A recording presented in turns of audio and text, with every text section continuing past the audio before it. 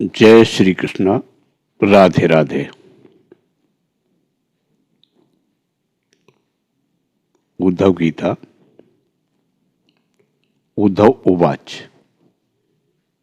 यमः कतिविधा प्रोक्तो नियमो बारिकर्षन् का समा को दमा कृष्ण का तितिक्षा धृति प्रभो।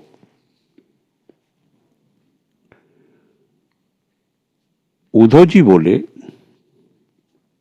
रिपुदमन, यम और नियम कितने प्रकार के हैं? श्री कृष्ण, सम क्या है, दम क्या है प्रभो, तितिक्षा और धैर्य क्या है? आप मुझे दान, तपस्या, सूरता, सत्य और ऋतु का भी स्वरूप बतलाइए। त्याग क्या है, अभीष्ट धन कौन सा है, यज्ञ किसे कहते हैं और दक्षिणा क्या वस्तु है? श्रीमान केशव, पुरुष का सच्चा बल क्या है, भाग किसे कहते हैं और लाभ क्या वस्तु है? उत्तम विद्या, लज्जा, श्री तथा सुख और दुख क्या है? पंडित और मूर्ख के लक्षण क्या है? सुमार्ग और कुमार्ग का क्या लक्षण है? स्वर्ग और नरक क्या है? भाई बंधु किसे मानना चाहिए और घर क्या है? धनवान और निर्धन किसे कहते हैं? कृपण कौन है और ईश्वर किसे कहते हैं? भक्त वत्सल प्रभु, आप मेरे इन प्रश्नों का उत्तर दीजिए और साथ ही इनके विरोधी भावों की भी व्याख्या कीजिए।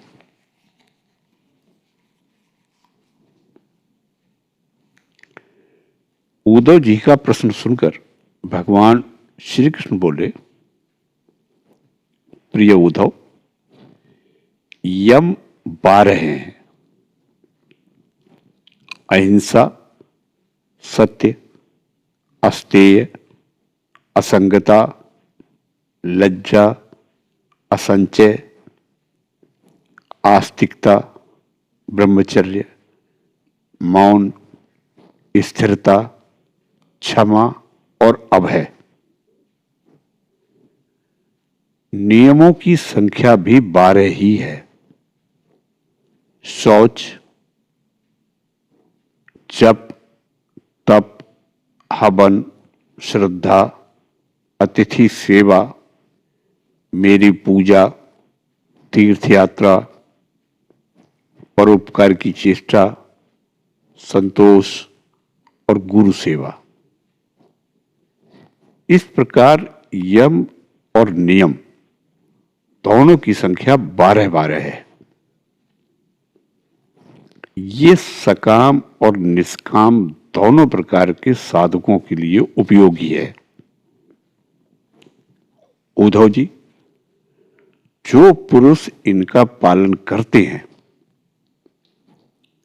वे यम और नियम उनकी इच्छा अनुसार उन्हें भोग और मोक्ष दोनों प्रदान करते हैं। बुद्धि का मुझ में लग जाना ही सम है। इंद्रियों के संयम का नाम दम है। न्याय से प्राप्त दुख के सहने का नाम तितिक्षा है।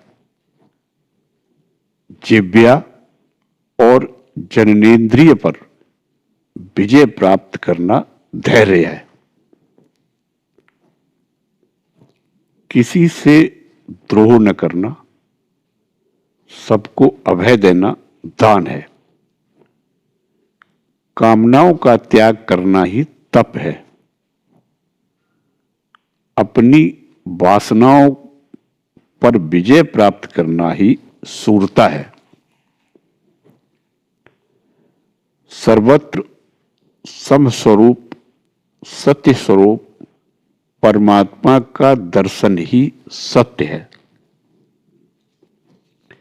इसी प्रकार सत्य और मधुर भाषण को ही महात्माओं ने ऋतु कहा है।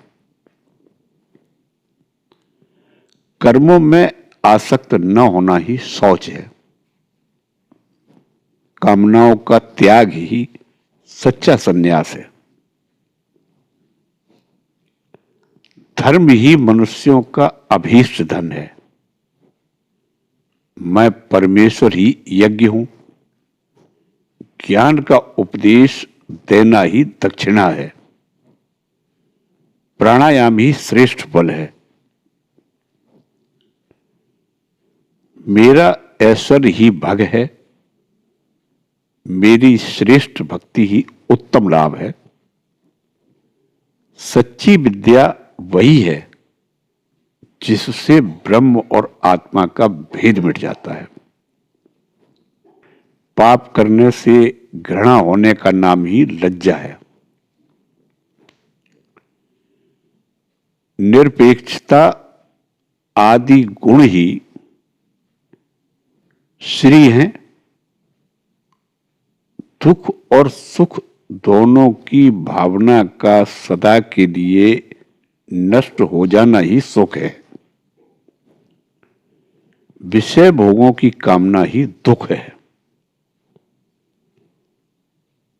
जो बंधन और मोक्ष का तत्व जानता है वही पंडित है। शरीर आदि में जिसका मैंपन है वही मूर्ख है। जो संसार की ओर से निवृत्त करके मुझे प्राप्त करा देता है वही सच्चा सुमार्ग है। चित्त की बहिर्मुखता ही कुमार्ग है। सत्वगुण की वृद्धि ही स्वर्ग और सखे। तमोगुण की वृद्धि ही नरक है। गुरु ही सच्चा भाई बंधु है और वह गुरु मैं हूं। यह मनुष्य शरीर ही सच्चा घर है तथा सच्चा धनी वह है जो गुणों से संपन्न है, जिसके पास गुणों का खजाना है। जिसके चित्त में असंतोष है, अभाव का बोध है, वही दरिद्र है। जो जितेंद्रिय नहीं है वही कृपण है। समर्थ, स्वतंत्र और ईश्वर वह है जिसकी चित्त वृत्ति विषयों में आसक्त नहीं है। इसके विपरीत जो विषयों में आसक्त है वही सर्वथा असमर्थ है। प्यारे उद्धव, तुमने जितने प्रश्न पूछे थे उनका उत्तर मैंने दे दिया। इनको समझ लेना मोक्ष मार्ग के लिए सहायक है। मैं तुम्हें गुण और दोषों का लक्षण अलग अलग कहां तक बताऊं? सबका सारांश इतने में ही समझ लो कि गुणों और दोषों पर दृष्टि जाना ही सबसे बड़ा दोष है और गुण दोषों पर दृष्टि न जाकर अपने शांत निसंकल्प स्वरूप में स्थित रहे, वही सबसे बड़ा गुण है। जय श्री कृष्ण। राधे राधे।